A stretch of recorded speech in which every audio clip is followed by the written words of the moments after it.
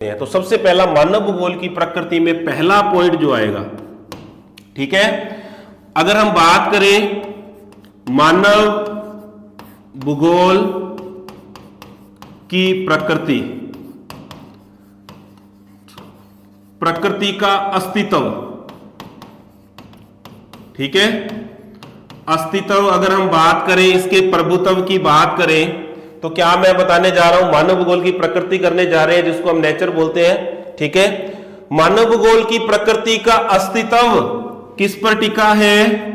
मानव plus में उसके प्राकृतिक पर्यावरण पर टिका है, ठीक है। ये पहला पॉइंट हो गया। तो सिंपल सी बात है, इतनी बात तो हमें पता ही होनी चाहिए कि मानव भूगोल की प्रकृति का जो अस्तित्व है ना, मानव और उसके प्राकृतिक पर्यावरण पर टिका हुआ है। तो मैंने आपको ये बात शुरुआत में बता दी थी कि मानव भूगोल के अंदर मानव और उसके प्राकृतिक पर्यावरण का अध्ययन किया जाता है, ठीक है। इसके अलावा आप इसको यूं भी कर सकते हैं भी, मानव भूगोल की प्रकृति का अस्तित्व, ठीक है, इसके अलावा मानव प्लस में प्राकृतिक पर्यावरण, ठीक है, और मानव द्वारा निर्मित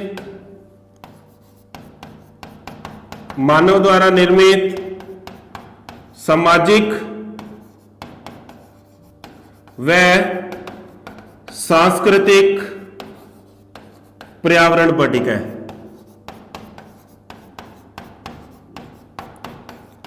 अब देखिए, जो आपको सिंपल से याद हो जाए, सिंपल तरीके से, उसको आप जो लिख सकते हो। देखो, मानव भूगोल की प्रकृति का अस्तित्व मानव और उसके प्राकृतिक पर्यावरण पर टिका है, या तो यूं याद कर लीजिए। अगर आप पूरा बताना चाहते हो तो मानव भूगोल की प्रकृति का अस्तित्व मानव, प्राकृतिक पर्यावरण और मानव द्वारा निर्मित सामाजिक सांस्कृतिक पर्यावरण पर टिका है, या तो आप ये भी बता सकते हैं, ठीक है। पहला पॉइंट समझ में आया। अब चलते हैं हम इसकी प्रकृति का दूसरा पॉइंट। दूसरा पॉइंट क्या है? पहला पॉइंट समझ में आया आपको, मानव भूगोल की प्रकृति का अस्तित्व मानव और उसके प्राकृतिक पर्यावरण पर टिका है। अब देखिए दूसरा पॉइंट, मानव भूगोल की प्रकृति, मानव भूगोल की प्रकृति का मुख्य बिंदु या जिसको हम बोलते हैं केंद्र बिंदु, ठीक है, कौन है? मानव व उसके कार्य, मानव व उसके कार्य।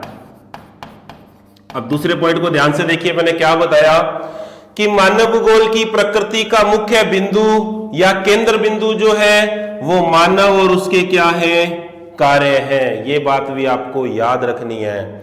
मानव भूगोल की प्रकृति का मुख्य बिंदु कौन है? मानव और उसके कार्य हैं। ये बात भी आपको याद रखनी है। तीसरे पॉइंट की ओर चलते हैं, ठीक है।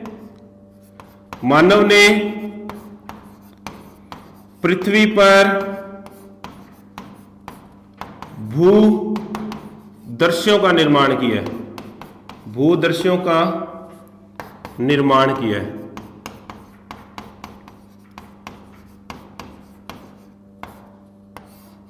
ठीक है। मानव ने पृथ्वी पर भूदृश्यों का निर्माण किया है, जिनको बोला जाता है सांस्कृतिक भूदृश्य, ठीक है। जो मानव भूगोल की प्रकृति है, जो मानव भूगोल की प्रकृति के अंतर्गत आता है, अंतर्गत आता है। अब देखिए मैंने आपको क्या बताया।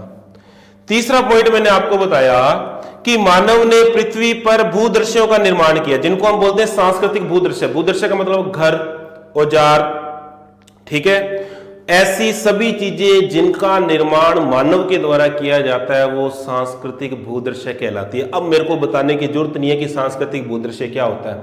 अगर मैं ये बोलूं कि ये घर सांस्कृतिक भूदृश्य है, हर वो चीज सांस्कृतिक भूदृश्य के अंतर्गत आती है जिसका निर्माण मानव के द्वारा किया जाता है। ठीक है, तो मैंने क्या बताया, मानव ने पृथ्वी पर भूदृश्यों का निर्माण किया जिसको हम क्या बोलते हैं, सांस्कृतिक भूदृश्य, जो मानव भूगोल की प्रकृति के अंतर्गत आता है। अब देखो चौथा पॉइंट, मानव ने प्रकृति में परिवर्तन किया है, परिवर्तन किया है, ठीक है, तथा उससे स्वयं भी प्रभावित हुआ है, प्रभावित हुआ है।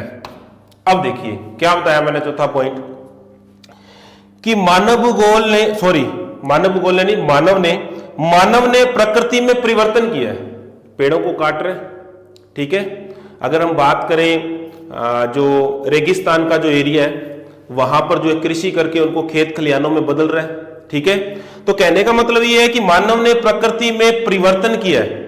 अगर मानव प्रकृति के अंदर परिवर्तन कर रहा है तो प्रकृति भी क्या कर रही है, मानव को प्रभावित कर रही है, यानी कि उसका इफेक्ट, अगर परिवर्तन कर रहा है, ठीक है, तो उसका इफेक्ट जो है, प्रभाव किसके ऊपर पड़ेगा, मानव के ऊपर पड़ेगा, ठीक है।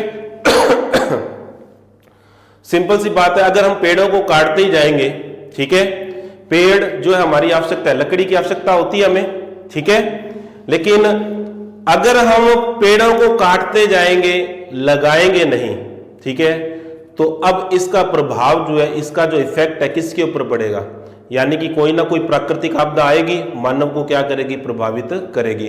अगर मानव प्रकृति के साथ अगर छेड़छाड़ कर रहा है, ठीक है, तो अगर उसकी भरपाई कर दे, अगर एक पेड़ काट रहा है 2 लगा दे, ठीक है, तो इसका प्रभाव मानव पर नहीं पड़ेगा।